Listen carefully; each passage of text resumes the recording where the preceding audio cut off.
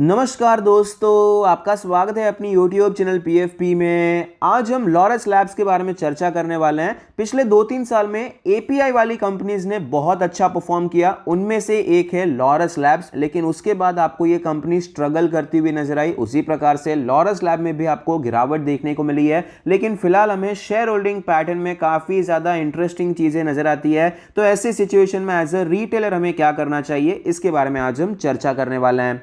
सबसे पहले कंपनी के फाइनेंशियल ट्रेंड के बारे में चर्चा करते हैं। आप देख पाएंगे किस हिसाब से आपको रेवेन्यू प्रॉफिट जंप होता हुआ नजर आया। 2020 और 2021 में कितनी ज़्यादा अच्छी ग्रोथ हमें देखने को मिली है, लेकिन फिलहाल ये ग्रोथ आपको स्लो होती भी नजर आई। रेवेन्यू तो ऊपर गया, लेकिन प्रॉफिटेबिलिटी में गिरावट देखने को मिली है। मतलब कंपनी के मार्जिन में आपको गिरावट होती हुई नजर आती है, जो कि अच्छी बात नहीं है। रिटर्न रेशियोज के बारे में बात करें तो आप देख पाएंगे ROE 25% है, ROC 27-28% है, ROA 12% है। ये रेशियोज भी अच्छे हैं, खराब नहीं कह रहा हूं, लेकिन आप देख पाएंगे कि पिछले साल के मुकाबले आपको यहां पर गिरावट नजर आती है। उनका वो पीक समय चल रहा था, कोविड के टाइम पे APIs की डिमांड काफ़ी ज़्यादा बढ़ गई थी, तो इनका बिजनेस भी काफ़ी ज़्यादा अच्छा कर रहा था। लेवरेज रेशियो के बारे में बात करें, डेट टू इक्विटी 0.52 है, इंटरेस्ट कवरेज रेशियो 14 है। तो यहाँ पर डेट टू इक्विटी रेशियो 0.5 बहुत ज़्यादा अच्छा नहीं कह सकते हैं। 0.5 0.6 होता है, थोड़ा बहुत आपको संभालना चाहिए। अब भी डेट कंपोनेंट कम है, इक्विटी कंपोनेंट ही ज़्यादा है, लेकिन फिर भी 0.5 मतलब थोड़ा बहुत यहाँ पर अच्छा खासा कर्जा है। यहाँ पर देखिए, कर्जा अगर कम रहता है तो अच्छा क्या होता है कि भविष्य में आप कर्जा और ले भी सकते हैं। लेकिन अगर आपके पास ऑलरेडी कर्जा रहता है तो अगर आप फिर से कर्जा लेने जाएंगे, कोई भी सिचुएशन हो सकती है, आपको एक्सपांशन करना है या फिर जरूरत पड़ गई पैसों की, अगर आप कर्जा लेने जाएंगे तो उसके बाद जो आप एक्स्ट्रा कर्जा लेंगे वो आपकी बैलेंस शीट पे भारी पड़ सकता है। ये थोड़ा सा इंपॉर्टेंट पॉइंट हो जाता है। शेयर होल्डिंग पैटर्न के बारे में बात करें, टोटल प्रमोटर होल्डिंग है 27.27%, जिसमें से कुछ भी प्लेज नहीं है। 5.5% म्यूचुअल फंड के पास है, अदर DII के पास 4% है, FII के पास 22.5% है और रिटेल एंड अदर कैटेगरी में आपको 40% की हिस्सेदारी नजर आती है। शेयर होल्डिंग पैटर्न मुझे बहुत ज़्यादा तो पसंद नहीं आया, क्योंकि प्रमोटर की होल्डिंग कम है लेकिन इंस्टीट्यूशंस का इंटरेस्ट अच्छा चल रहा है। ये एक पॉजिटिव सिचुएशन हो जाती है। रीसेंट ट्रेंड के बारे में बात करें तो देखिए, स्टॉक मार्केट में जब भी स्टॉक आपका बहुत अच्छा परफॉर्म कर रहा रहता है, तो जब भी वहाँ पर आपको परफॉर्मेंस की शुरुआत होती हुई नजर आती है, रैली की शुरुआत होती है, तो वो तो इंस्टीट्यूशंस की वजह से आती है। लास्ट में जब वो रैली का पार्ट चल रहा रहता है, तब रिटेलर्स वहाँ पर माल भरना शुरू करते हैं। जब भी स्टॉक आपको टाइम करेक्शन या प्राइस करेक्शन में जाता हुआ नजर आया, तो जनरली वहाँ पर आपको रिटेलर्स थक हार के बेचने शुरू कर देते हैं। यहाँ पर भी कुछ ऐसा ही हो रहा है। लॉरस लैब में रिटेलर्स की जो होल्डिंग है अभी कंटिन्यूअसली कम होती जा रही है, जबकि FIS की होल्डिंग कंटिन्यूअसली बढ़ती जा रही है। म्यूचुअल फंड की होल्डिंग आपको बढ़ती हुई नजर आती है। अदर DII भी अपनी होल्डिंग खरीद रहे थे, लेकिन यहां पर पिछले क्वार्टर के मुकाबले आपको सेलिंग देखने को मिली है। लेकिन ओवरऑल यहां पर रीसेंट ट्रेंड काफ़ी ज़्यादा इंटरेस्टिंग है, क्योंकि रिटेलर्स माल बेच रहे हैं और इंस्टीट्यूशंस माल खरीद रहे हैं।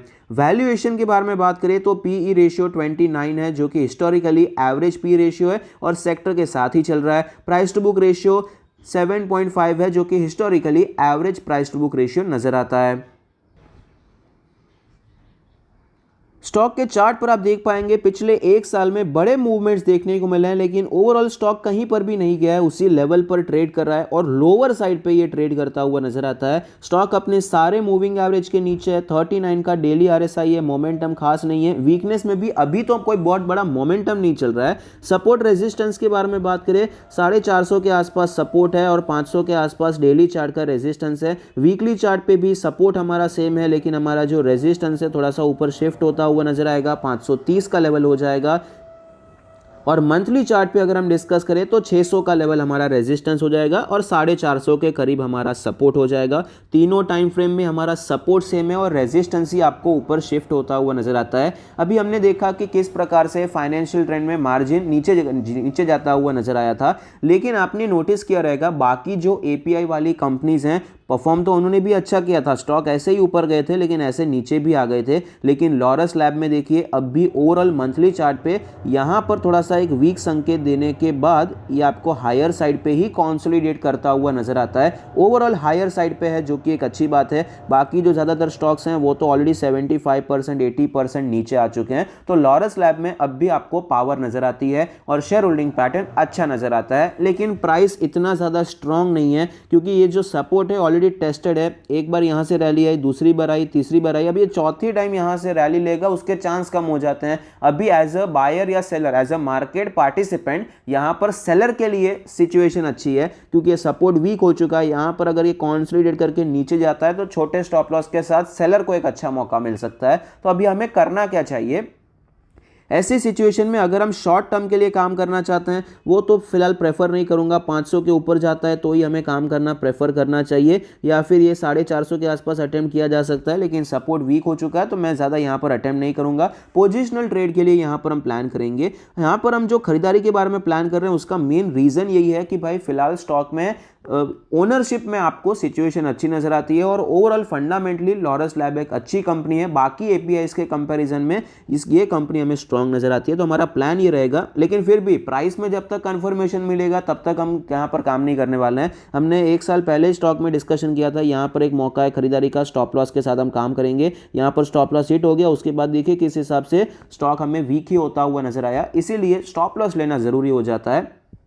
तो हमारा प्लान ये रहेगा कि अगर यहाँ पर हमें एक थोड़ा सा भी पॉजिटिव पैटर्न देखने को मिल जाता है, मान लीजिए गिरावट हो गई, ये कैंडल इस प्रकार से क्लोज हुआ है, इस प्रकार से कुछ आपको देखने को मिलता है, तो हम पोजिशनल ट्रेड के लिए सिर्फ 20% की क्वांटिटी ऐड करेंगे। फिर देखते हैं, अगर ये फॉलो अप देता है तो हम यहाँ पर और खरीदारी करेंगे, वरना छोड़ देंगे। वरना यहाँ पर स्टॉप लॉस हिट हो जाएगा, लेकिन कम क्वांटिटी में हिट होगा, लेकिन यहाँ पर एक अच्छे लेवल पर है और ओनरशिप काफ़ी अच्छी चल रही है, रिसेंट ट्रेंड काफ़ी अच्छा है शेयर होल्डिंग पैटर्न का, इसीलिए हम अटेम्प्ट कर रहे हैं। एक ट्रेंड लाइन भी आपको यहाँ पर नजर आती है। अगर इस प्रकार से कुछ होता है, फिर यहाँ पर ब्रेकआउट होता है, तो यहाँ पर क्वांटिटी और ऐड करेंगे, फिर यहाँ पर क्वांटिटी ऐड कर सकते हैं। इस हिसाब से हम प्लान करेंगे।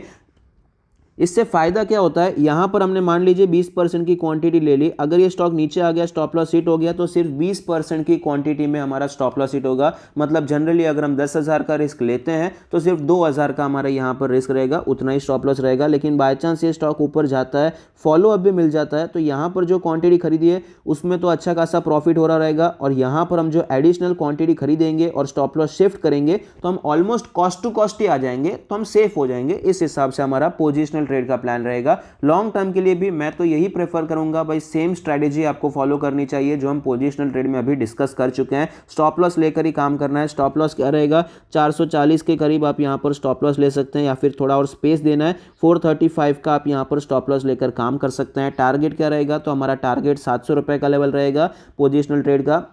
मैं तो इनफैक्ट यही कहूँगा कि अगर ये ब्रेकआउट होता है तो यहाँ से तो 700 से भी ऊपर जाना चाहिए, लेकिन ये बहुत ही आगे की बात है, तो फिलहाल हम इस पर ज़्यादा जोर नहीं देंगे। जैसे जैसे स्टॉक ऊपर अगर जाता है तो हम डिस्कस करते जाएंगे टारगेट के बारे में भी, लेकिन फिलहाल हमने यहाँ पर खरीदारी का डिस्कशन कर लिया है। आई होप आपको ये वीडियो पसंद आता है, कुछ सीखने को मिलता है। Thank you, stay happy, happy investing.